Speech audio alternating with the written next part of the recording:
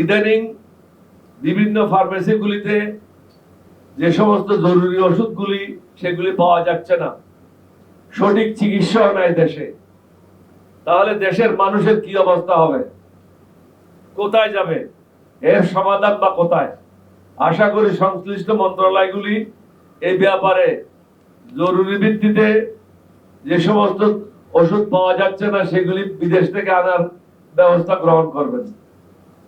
বিভিন্ন বেসরকারি ব্যাংক বিভিন্ন অজুহাতে তাদের কর্মকর্তা কর্মচারীদেরকে বের করে দিচ্ছে।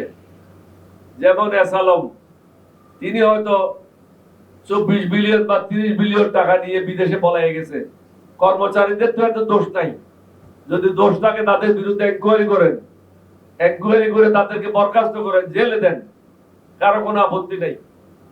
কিন্তু বিনা কোনো কারণে তাদেরকে চাকরি থেকে বের করবেন, বেকার সমস্যা আরো অধিকতর বৃদ্ধি পাবে, এটা দেশের জন্য কখনো কাম্য হতে পারে না। যেখানে আমি একজন লোককে চাকরি দিতে পারছি না, যেখানে বিদেশ থেকে কোনো বিনিয়োগ আসছে না, সেখানে আমি যারা চাকরিতে আছে তাদেরকে বের করে দিচ্ছি, এটা তো ইউনিট সরকারের কাজ না। আমরা অনুরোধ করব তিনি যেন এই ব্যাপারে প্রয়োজনীয় ব্যবস্থা গ্রহণ করেন। বিগত 1 বছরে কতজন নতুন চাকরি পেয়েছে, কতজনকে ব্যাংক থেকে বের করে দিয়েছে এবং দিচ্ছে, এই ব্যাপারে অর্থ উপদেষ্টার বক্তব্য প্রত্যাশা করছি। অথচ অন্যদিকে দুর্নীতিবাজ, লুটেরা ও শেখ হাসিনার দালালেরা বহাল তবিয়তে আছে, তাদের বিরুদ্ধে ব্যবস্থা নেওয়া হচ্ছে না, কারণ তারা টাকা দিয়ে ম্যানেজ করে নিজ নিজ পজিশনে আছে। অনেক উপদেষ্টা নীরব ভূমিকার বা নীরব দর্শকের ভূমিকা পালন করছে, সরকারের সুযোগ সুবিধা ভোগ করছে। জনগণের কি প্রয়োজন, জনগণ কিভাবে উপকৃত হবে, এভাবে তারা কোনো চিন্তা ভাবনা করছে না। তারা মনে করছে আমরা যে কয়েকদিনের জন্য আসছি মজা করে নি, এটা মজা করার জায়গা না। আপনারা মনে করছেন হয়তো জনগণ কিছু করবে না, কিন্তু আল্লাহর শাস্তি থেকে আপনারা কখনো মুক্ত হবেন না।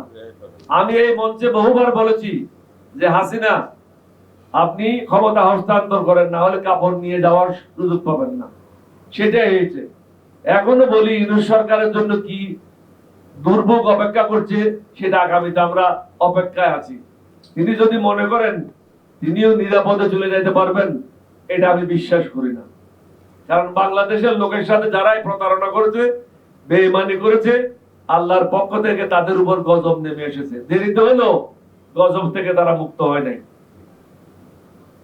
মনে রাখবেন, লোভ, লালসা, হিংসা, অহংকার মানুষকে ধ্বংস করে। সুতরাং আমাদেরকে এগুলি থেকে বিরত থাকতে হবে।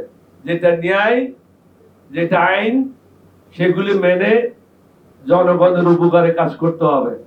শুধু অফিসে গেলাম, মজা করলাম, আত্মীয় স্বজনদেরকে সুযোগ সুবিধা দিলাম, নিজের ছেলে মেয়েদেরকে ব্যবসা বাণিজ্য দিলাম, এটা কিন্তু উপদেষ্টাদের লক্ষ্য না।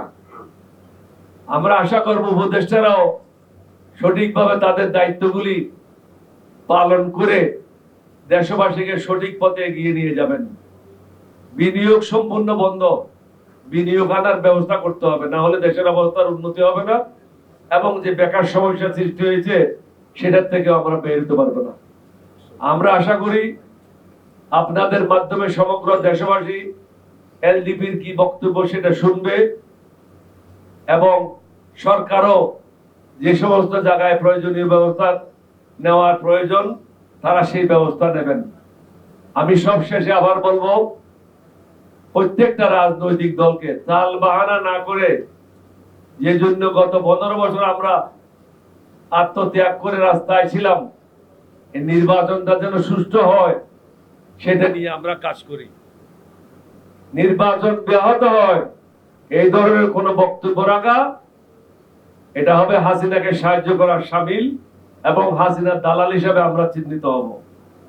ভারতের পক্ষে যারাই পদক্ষেপ নেবে তারা ভারতের দালাল হিসেবে চিহ্নিত হবে। জনগণ ভারতকে আর চায় না, ভারতের আধিপত্য বাংলাদেশে হোক এটাও চায় না। কিন্তু বাংলাদেশের জনগণ ভারতের বিরুদ্ধে না। আমরা ভারতের ক্ষতি হয়, বাংলাদেশের জনগণ কখনো এই ধরনের কাজ হবে না, করবে না। কারণ আমরা ইসলাম ধর্মে বিশ্বাস করি।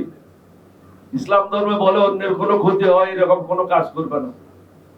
আমরা সেটাতে বিশ্বাস করি, কারো ক্ষতি হোক এই ধরনের কর্মকাণ্ড থেকে আমরা বিরত থাকবো।